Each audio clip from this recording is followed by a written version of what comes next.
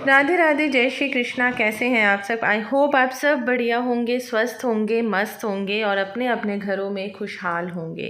दोस्तों, अब आ रही है जन्माष्टमी। यही कोई 2 से 3 दिन रह गए हैं जब हमारे लड्डू गोपाल जी का जन्म होगा, जन्म दिवस होगा। तो सभी लोग, मुझे लगता है कि लग चुके हैं तैयारियों में जोर शोर से। तो दोस्तों, मैं आपको ना आज जो वीडियो बताने जा रही हूँ वो है हमारे लड्डू गोपाल जी के 7 ऐसे प्रिय भोग जो उनको बहुत ज़्यादा प्रिय हैं, पसंद आते हैं। लड्डू गोपाल जी को 56 भोग का लगाया जाता है, प्रसाद के रूप में भोग लगाया जाता है। 56 भोग लगाए जाते हैं। खासकर जन्माष्टमी में आप किसी भी मंदिर में चल जाइए या आप किसी के घर में भी चल जाइए, तो हर एक की ये दिल से इच्छा होती है कि वो अपने भगवान को 56 भोग लगाए। लेकिन किसी कारणवश 56 भोग अगर आपसे नहीं बन पाता है तो कुछ ऐसे 7 भोग हैं जो मैं आज आपको बताऊंगी। उन भोगों के द्वारा आप अपने भगवान को प्रसादम के रूप में ये भोग दिलवा सकते हैं, लगा सकते हैं, जिससे उनके मन के दिल के प्रिय होते हैं और आपकी मन की इच्छा भी पूर्ण हो जाएगी। तो सबसे पहला जो भोग है वो है मखाना की खीर। खीर आप चावलों की भी बना सकते हैं, लेकिन कई बार होता है कि एकादशी पे चावल नहीं बनाए जाते और जन्माष्टमी पे भी कई लोग चावल का प्रयोग बिल्कुल निषेध करते हैं। तो उस टाइम पे आप अगर खीर बना के भगवान को खिलाते हैं तो वो खीर आप मखाना की भी बना के खिला सकते हैं, जो कि हमारे लड्डू गोपाल जी को ना बहुत प्रिय है। दूसरा आ जाता है, आप सबको ही पता होगा, जो कि हमारे भगवान कृष्ण का, हमारे लड्डू गोपाल जी का सबसे प्रिय भोग है, वो है माखन। जी हाँ, आप माखन भी भगवान को अपने घर में अपने हाथों से निकला खिला सकते हैं और उसके ऊपर थोड़ी सी मिश्री ज़रूर डाल दीजिएगा। तो इस भोग को भी आप भगवान को अर्पित कर सकते हैं प्रसादम के रूप में। फिर आप इस भोग को ग्रहण कर सकते हैं जन्माष्टमी वाले दिन।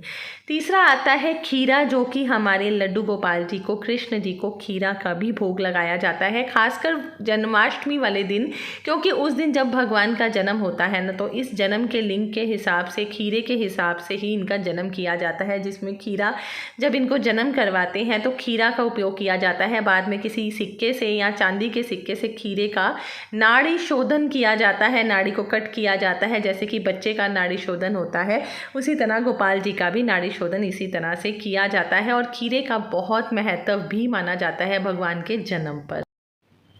और खीरे के बाद आता है पंचामृत। जी हाँ, पंचामृत भी भगवान लड्डू गोपाल जी को, कृष्ण जी को अति प्रिय है। और पंचामृत का आप स्नान भी करवा सकते हैं। और पंचामृत में होता है दूध, दही, घी, शहद और थोड़ा सा हम गंगा जल मिलाते हैं, जिसको हम, जैसे कि आप किसी मंदिर में चले जाइए, कृष्ण मंदिर में चल जाइए, वहाँ पर पंचामृत का भगवान को भोग लगाया जाता है, जिसमें तुलसी दल भी रखा जाता है।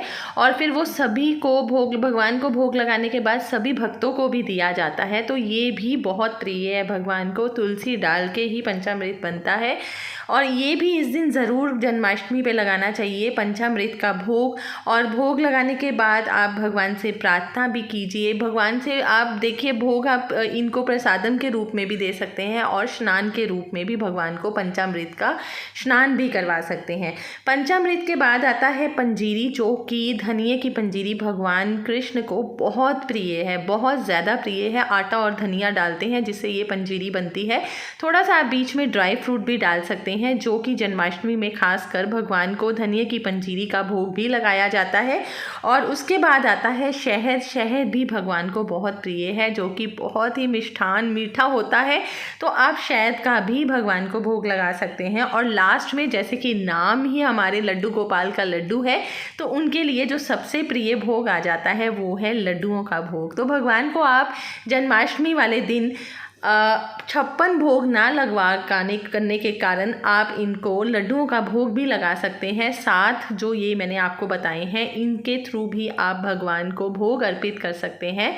सो आई होप आपको मेरी ये वीडियो पसंद आई होगी तो लाइक कीजिएगा, सब्सक्राइब ज़रूर कीजिएगा। मिलती हूँ मैं आपको अपनी नेक्स्ट वीडियो में। तब तक के लिए राधे राधे, जय श्री कृष्णा, हैप्पी जन्माष्टमी।